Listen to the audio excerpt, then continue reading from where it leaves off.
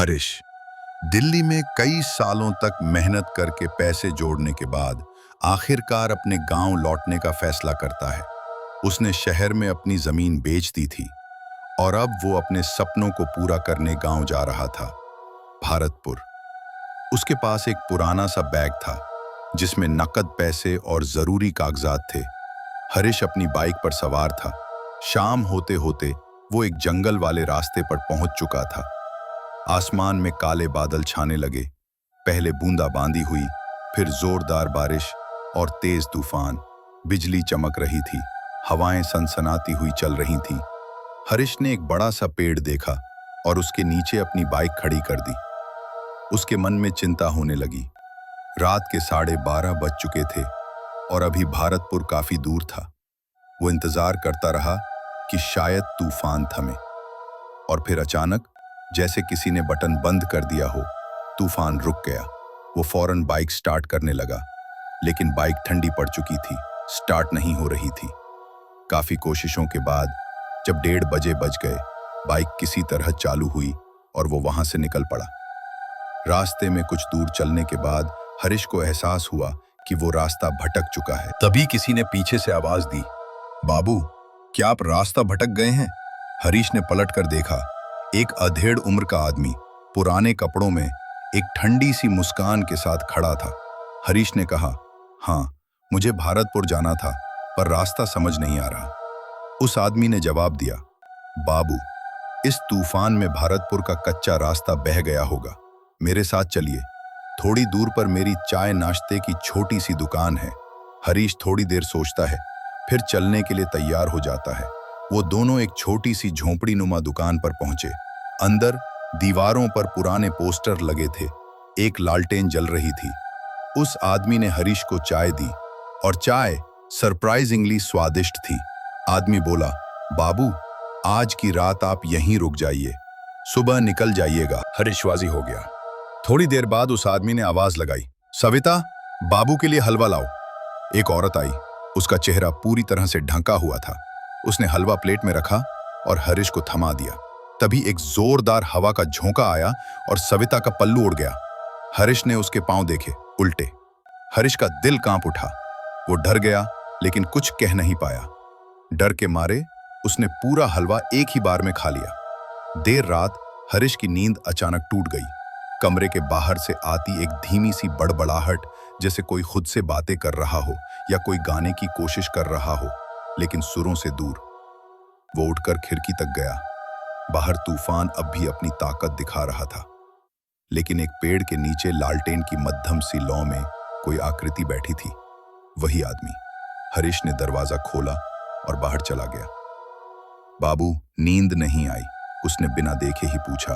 हरीश ने सिर हिलाया। कुछ देर चुप्पी रही। फिर उस आदमी ने एक लंबी सांस ली और कहा, एक कहानी सुनोगे बाबू? यहाँ की बहुत पुरानी नहीं है, पर दिल दहला देने वाली है। हरीश, जो अब भी आधा नींद में था और आधा डर के साए में, बस सर हिला गया। आदमी बोलना शुरू हुआ, जैसे उसका हर शब्द, हर वाक्य सीधा अंधेरे में गूंजता जा रहा हो। ये जो जगह है ना बाबू, एक वक्त यहाँ एक नवविवाहित जोड़ा रहा करता था। बहुत प्यारे लोग थे। पति बड़ा मेहनती, शरीफ, और पत्नी सुंदर, सीधी सादी। दोनों ने मिलकर यहाँ एक चाय नाश्ते की दुकान खोली थी। हरीश ध्यान से सुन रहा था। मगर गांव में एक लड़का था, मोहन नाम था उसका। वो बदनाम था, मगर दिल फेंक भी।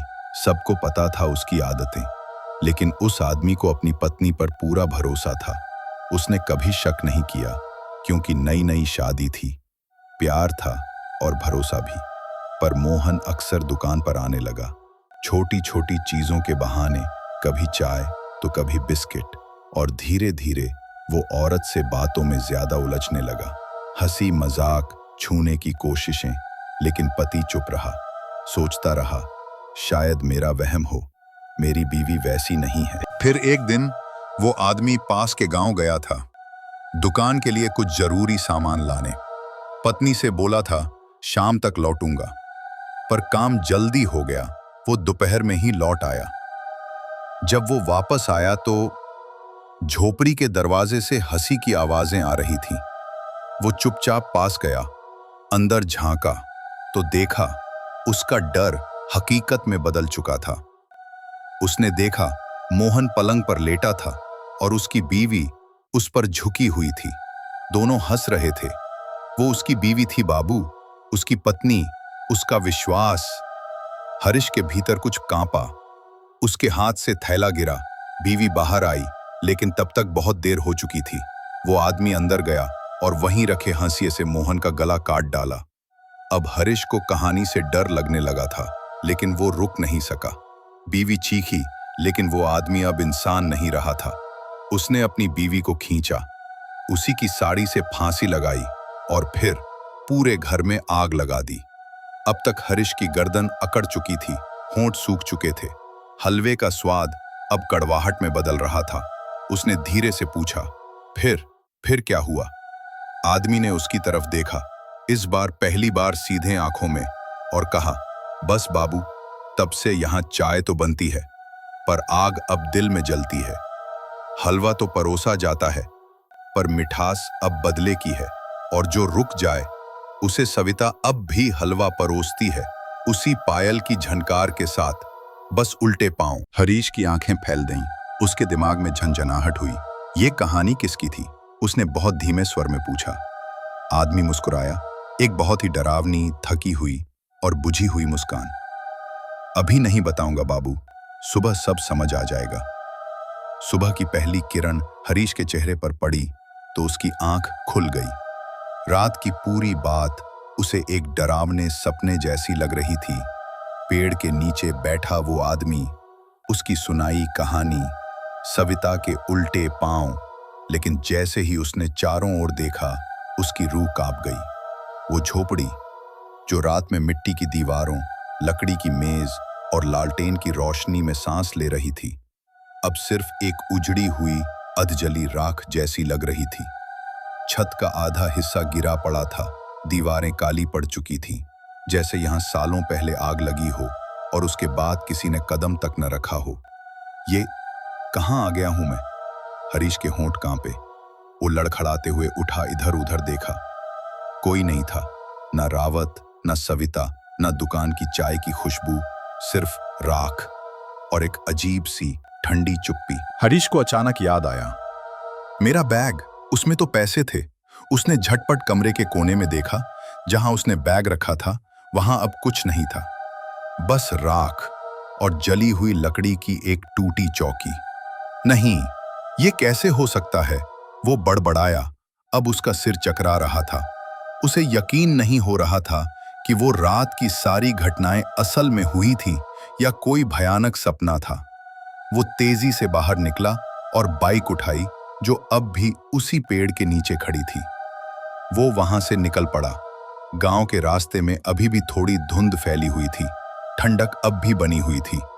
जैसे ही वो एक मोड़ पर पहुंचा, एक अजीब सी बेचैनी उसके अंदर समाने लगी। कुछ छूटने का एहसास, एक डर जो दिल से निकलकर रूह में उतरता है। तभी बाबू, पीछे से एक जानी पहचानी आवाज आई। हरीश ने बाइक रोकी, धीरे से गर्दन घुमाई। वही आदमी, रावत, वही पुराना कुर्ता, वही धुंधली मुस्कान, लेकिन इस बार उसका चेहरा अध जला हुआ था। एक तरफ की त्वचा झुलसी हुई, एक आंख काली राख जैसी, होंठ पिघले हुए और कपड़े जले हुए, जैसे वो आग की लपटों से निकल कर आया हो। बाबू, अपना बैग तो ले जाइए। उसके हाथ में वही बैग था जो हरीश रात में दुकान के कोने में रखकर सोया था। हरीश के मुंह से आवाज नहीं निकली, सांसें बंद होने लगी, दिल की धड़कन जोर से सुनाई दे रही थी। रावत ने बैग उसकी ओर बढ़ाया।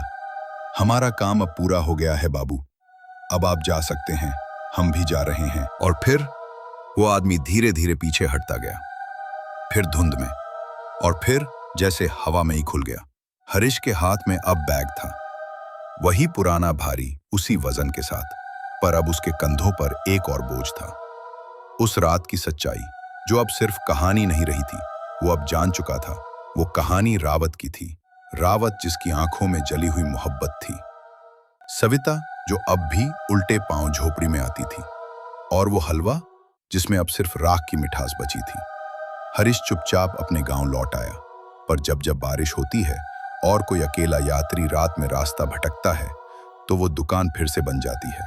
रावत फिर से चाय परोसता है और सविता हलवा लेकर आती है, पायल की धीमी झंकार और उल्टे पांव। अगर आपको हमारी कहानी अच्छी लग रही है तो कृपया चैनल को सब्सक्राइब करें, कमेंट बॉक्स में कमेंट करें आपको कहानी कैसी लगी।